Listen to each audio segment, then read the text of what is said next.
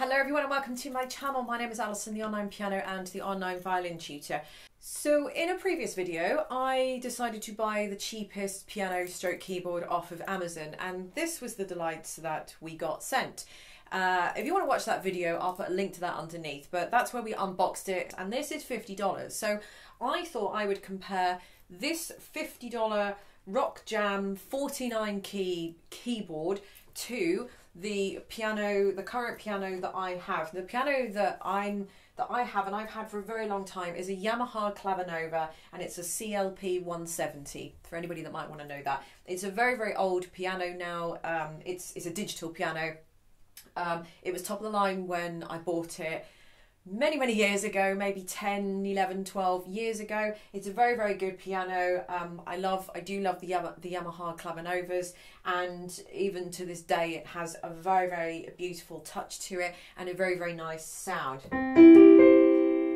So as you'll hear when I do a little bit more playing. So I wanted to see what buying the cheapest piano stroke keyboard on Amazon would get me, and it got me this. And suffice to say, if you saw that video of me unboxing this, you will see that I didn't like it very much. And the reason why I didn't like it very much, in a nutshell, was simply because it was just impossible to learn on. The keys, there's only 49 keys, so it's half of what you've got here, and the keys are just so damn small that it's just impossible to play anything, and anybody starting out is just going to be wasting their $50. You're going to be packing this up and you're going to be sending it back to Amazon 3 days later because it's just, it sounds awful. Oh, let me get it on a piano sound.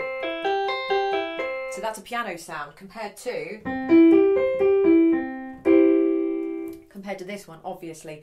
So yeah, I didn't like it for that reason, and I think if you want to start the piano and you want to learn the piano, you've got to invest in something a little bit more, because I just can't find any kind of feasible use for this. Even though I know a lot of you are going to be on a really, really tight budget, it's just, I think a lot of you will agree that this is just useful to nobody because the keys are so small, your hand position is so tiny. It's sort of, you know, it's just going to hinder you before you get out of the gate.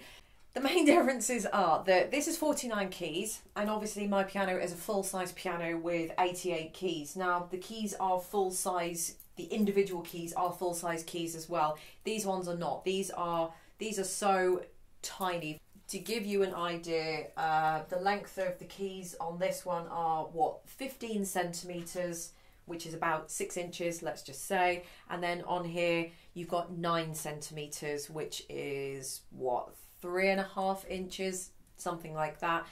The width of them, you've got 2 centimeters, which is about 3/4 of an inch, and these ones are about 2.25 centimeters. But also you've got touch sensitivity on this as well, and you've got nothing on these. The main issue for me is the fact that my fingers are just all over this, and it's much better and much smoother to play on this. As I said in my previous video to this, when I was unboxing this, if you're a male and you've got much larger fingers than obviously me or a woman, for example, this is going to be absolutely no good for you because you're just not going to get your fingers in.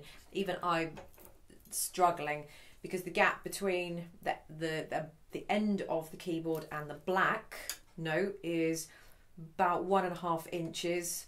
So that's about what, just under 4 centimeters. And the difference between the end of the key here and the beginning of the black note is 5 centimeters, which is about 2 inches. So that makes a massive amount of difference, and I've got so much more space on here. So I think I'm just going to do some playing, and just along the way I'm just going to talk, because I know that you guys are probably just here for the playing and you're desperate to hear what it sounds like, although I can't understand why anybody is desperate to hear what this sounds like.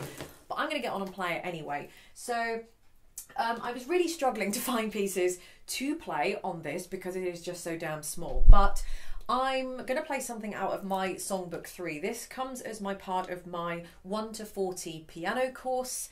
Shameless plug, yes, I know, but my 1 to 40 piano course guarantees to take you from a total and complete beginner to a very accomplished intermediate piano player, and my course guarantees to do that because of the way it's structured and the way it's written out, and the proof is in the pudding. I've had a lot of subscribers out there that have sent me in videos of them you know, going from complete beginner, absolutely nothing, going through my piano course, when they get to the end of the 40th lesson, you know, they're playing at a very, very accomplished intermediate level. So if you're watching this video and you want to start playing and you don't know what to choose, this, that and the other, then head to the link underneath this video and that will take you to the website where I've got all the information on it and all the questions answered.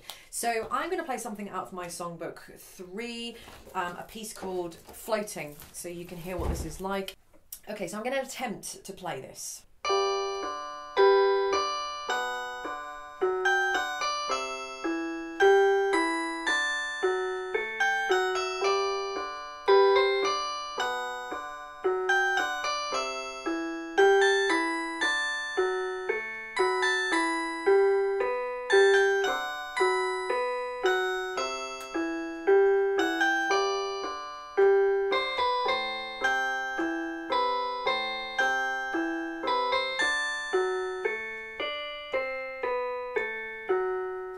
That's about as much as I'm going to play on that. And then I'm going to play exactly the same thing on my piano.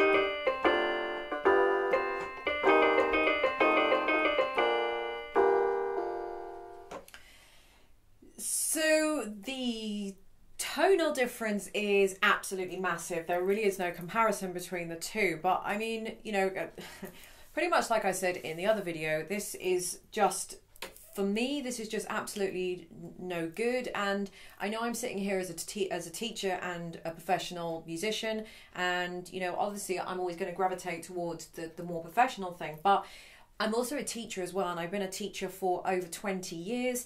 And I just wouldn't recommend a student to have this, because a student just really isn't going to get very far at all. Even though you don't have a very high budget, yet you want to have a go at the piano, and you might be thinking, yeah, but it'll be fine and it'll do. It won't do, because you'll find that you just won't physically get your fingers on the keys. And like I said, like, even for a child to kind of mess around with it, I feel like there's just still so much lacking. Even though they've got smaller hands, they're not going to be used to playing with a much bigger instrument, which is what they're going to be eventually playing on if they continue on. It's so much harder work to play with something like this than it is to play with something like this. And I know from personal experience, where I've had students that have got something incredibly cheap and rubbish, that they really have been underperforming in their lessons, and they haven't been progressing nearly as much as they should do. And that's because their technique is very poor. The instrument that they're using, something like this, is drastically holding them back.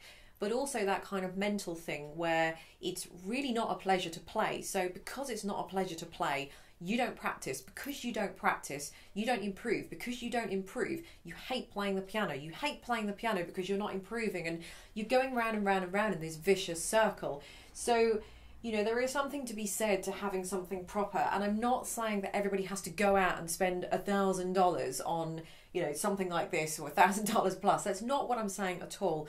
What I'm saying is that you need to properly equip yourself with something better.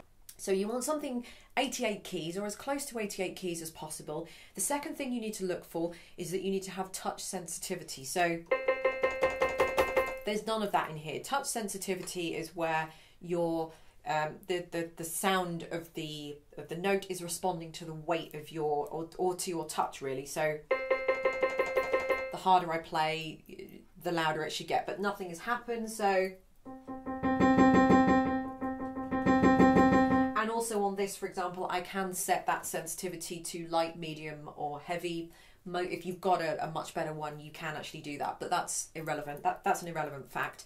So you want something that's touch sensitivity, and you also want weighted keys as well. So I can't physically show you the weighted keys, but the weighted keys have that kind of pushback to them, so I can't really show that in a demonstration, but you can see the thickness of the keys is a lot thicker than it is on any keyboard. Keyboards don't have weighted keys. You can get keyboards that are 88 keys. You can get keyboards that have touch sensitivity as well, but keyboards don't have weighted keys because then they would be classed as digital pianos like this. You can get digital pianos in a sort of keyboardy form, but those that have the weighted keys would then go more into digital piano territory rather than keyboard territory, which is what a lot of people tend to start with because they're cheaper instruments.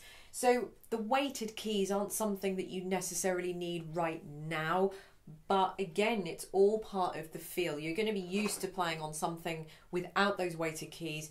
Soon as you then take your technique over to something with the weighted keys, the whole thing is going to be very, very different.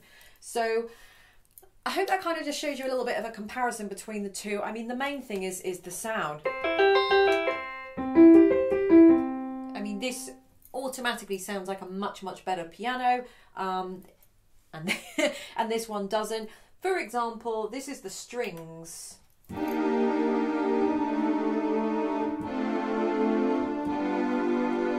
This is a nice string sound you've got on here. I don't really use any of the other sounds on here because I'm using it as a piano. But for example, as a comparison, the strings you've got on here, brace yourselves. Are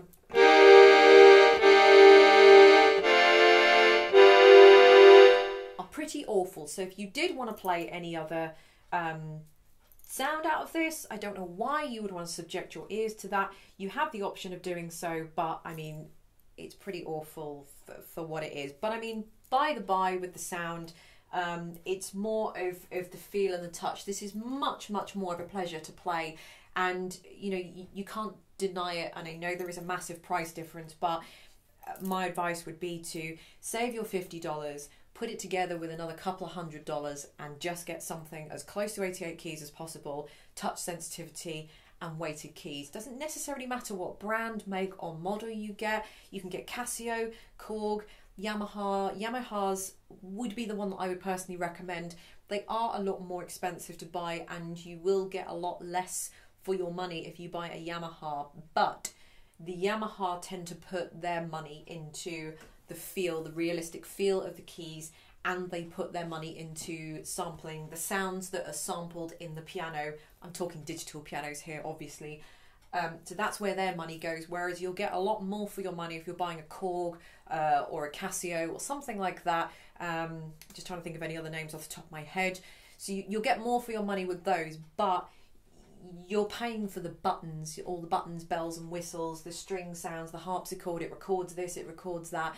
You just want to switch it on and play the piano. So the way I see it, you don't need all those buttons, bells and whistles. You just need it to sound like a piano. So there we go. I hope you enjoyed this comparison between the two. For me, there really isn't any comparison, but for those of you that just wanted to see it side by side, now you have, and I hope you just get rid of this and just put your money towards something better. Yeah, that would just be my advice to you. So thank you very much for watching. I'm going to play you out with something on the piano, not on this. I'm going to play it on the proper piano. Thank you for watching. Don't forget to subscribe. Check out my 1 to 40 piano course in the description underneath this video, and I'll see you next time. Bye.